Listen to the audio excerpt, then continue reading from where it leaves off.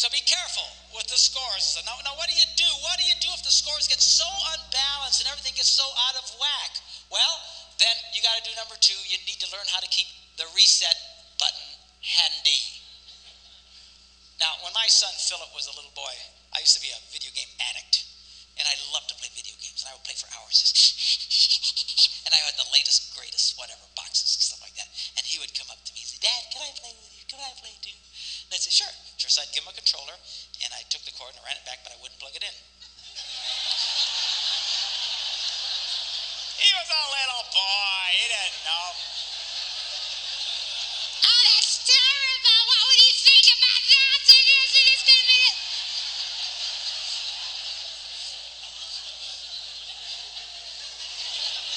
He's just a little boy. He was thrilled. He got to have a controller in his hand. And we would play for hours just laughing and giggling and having a great time. But it did dawn on his brain at some point that something was amiss. And he said to me one day, he says, Dad. I said, yeah. He goes, I think my controller's busted. I said, what makes you say that? He goes, it's not responding. Responding? Pretty impressed. He obviously had been listening to us talk, and I followed I said, oh, it's not plugged in. How did that happen? So we plugged it in, and all of a sudden it comes to life. He goes, yeah, that's it. And sure enough, the little rat could play. And he's playing, and I'd let him get way in front, and I'd catch up, and I'd let him get way in front, and I'd catch up, and we just do this for hours, having a great time. The problem with this plan was, though, is he eventually got really good. When I was better than him, I would let him get way ahead, but when he got better than me, he felt no such compassion for the old man. And he would kill me. Just kill me. I mean, just massacre me. Just, 180,000 to 12, And I'd reach over and hit the reset button. Bleep! And he'd say, Dad! I'd say, shut up, keep playing electronic games. And he'd get way ahead, and I'd do it again. Bleep! Dad, cut it out! My hand slipped. And I loved the reset button. Do you know why I love the reset button? Because whenever you would push the reset button, everything would go back to the way it was. Wouldn't it be great if relationships had a reset button? That when things got so crazy and the scores got so unbalanced and things were so out of whack, that all you had to do was push a button and everything would go back to the way it was. Wouldn't that be great? Do you know God has given us just such a button? Some years ago, I was in Phoenix, Arizona, and this is, the early 70s when the dinosaurs still roamed the earth. And the very young man, I was part of a revival meeting. You ever been in a revival meeting? They'd have meetings every night, and you never had an ending time. You just would keep going and going and going and going until people quit coming. And our meetings would go sometimes for months on end, as long as people kept coming and asking Christ into their lives. It was very, very cool. We had a lot of fun. During the day, we would go out, we'd hand out flyers inviting people, and at night we'd have these meetings. Well, my favorite place to go in downtown Phoenix was in front of the downtown porno shop, because it was hilarious to hand somebody a flyer about Jesus on his way into a porno shop, because it would just freak him out. He'd go, oh, thanks, and he'd go, all of a sudden he'd go, oh, wait a minute, this isn't J.C. Penney's? What am I doing here? It was hilarious. I'd keep myself entertained for hours doing that, We weren't protesting, or just hand this, how you doing? Hi. And it was just great entertainment.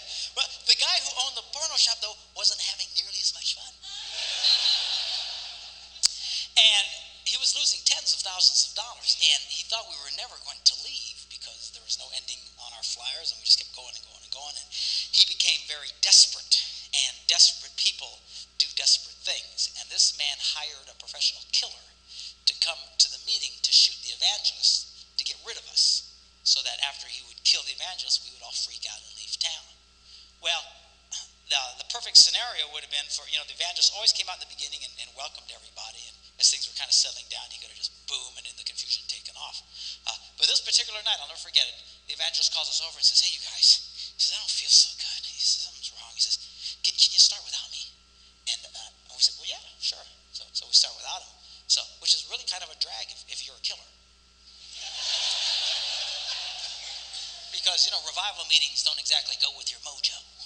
You're trying to get the nerve up to shoot somebody, and now you're stuck in a revival. Well, now he's got to play along, right? He's got to fake it. So he's singing along, la la la la la la la la la la la la, and we start singing the song. Give me that old time religion, give me that old time religion, give me that old time religion. It's good enough for me, and we're swinging it. All of a sudden we stop and say, "Now hold on a minute. We're going to sing this next verse," and this verse goes, "Makes me love everybody." And when we sing "Makes me love everybody," I want everybody over here to come over here and hug everybody over here, and everybody over here to stand up and go hug everybody. I want you to hug as many people as you can.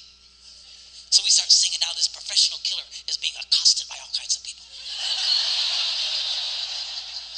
They're all hugging on him. "Hey, man, good to see you. God bless you. Hey, praise the Lord." Man, everybody's hugging on him. He's getting more hugs than he's been hugged since he was a baby, I'm sure. His mama probably never hugged him, And he's like, he's got to fake it, right? He's got to hug everybody. And then we all sat down, and then people got up and started sharing testimonies. You remember testimony services? People get up and talk about how God had changed their lives. And we had some pretty dramatic stories of people who were drug addicts or, whatever their deal was, and how when they asked Christ into their lives, how God totally changed their lives around. And they got tears running down their cheeks while smiling at the same time. Kind of like the weather in Phoenix. And sunny yet rainy. I don't understand. But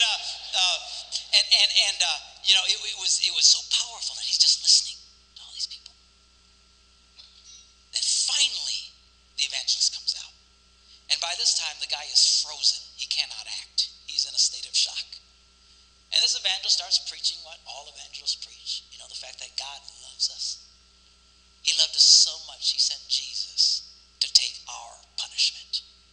Jesus took what he did not deserve so we could get what we do not deserve, which is forgiveness.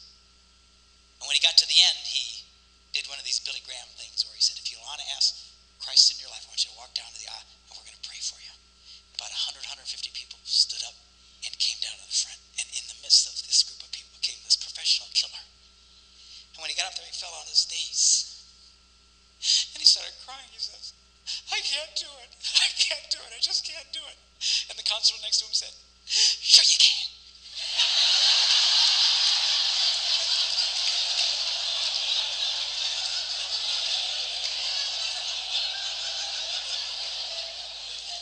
You can do it. I want you to know, God wants you to do it. And he said, "No, you don't understand. You don't understand." And he pulls out the loaded weapon and hands it to him. And that's how we found out the story of how this guy came to kill somebody, but instead had his life dramatically impacted by the love of God.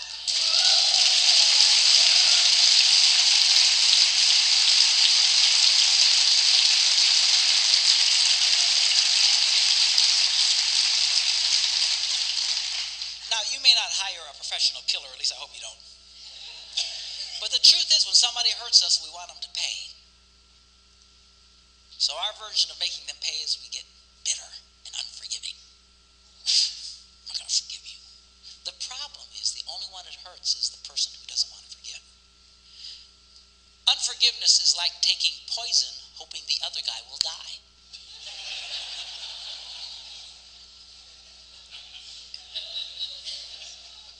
And to be truthful with you, I've never understood how so many people have a problem in this area, particularly Christians. If you're not much of a churchgoer, take a nap for a minute.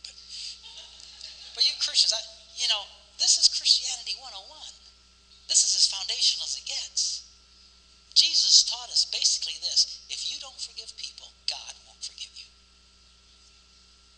It's that simple. So I don't believe that. No, you'll get an exception because you're so cute. You're kidding yourself. Forgive us our trespasses as we forgive those who trespass against us. Forgive us as we forgive. God will not forgive you if you don't forgive people. This is non-negotiable.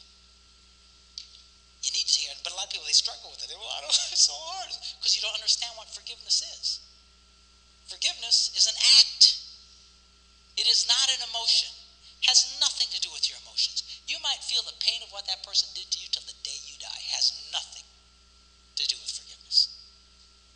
It's not an erasure of your memory. You might remember what that person did to you till the day that you die. And let me ask you a question. Do you think God has Alzheimer's? Do you think he can't remember what you did? Do you think he looks at you and goes, somebody really ticks me off? Like, can't remember what it was.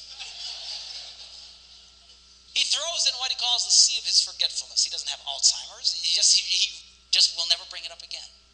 He'll never mention it again. That's what forgiveness is. Forgiveness is this.